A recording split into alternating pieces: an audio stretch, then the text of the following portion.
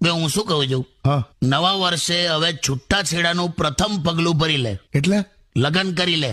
અચ્છા હા એ તો કરીશ જ ને.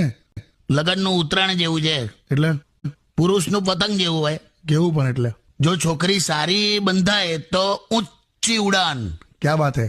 અને જો ખોટી બંધાઈ ગઈ ને તો બિચારો ગોલ ગોલ ગોલ ગોલ ફરતો જ થઈ જાય.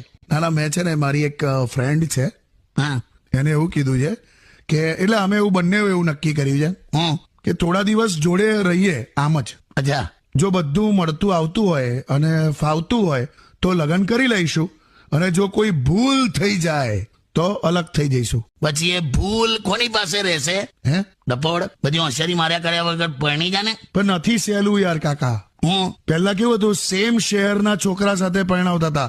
હવે તો છોકરો કેનેડાનો જોઈએ અને અમેરિકાનો જોઈએ એવું બધું છે. તે નેક્સ્ટ જનરેશનમાં તો કયા ગ્રહ પર છોકરી પરણાવશે? મંગળ ગ્રહ પર જીવન છે? મને હું ખબર ના, મારું તો પૃથ્વી પર નહીં રહ્યું. તો મુક તું પરણી જજે લા. ના ના 100%.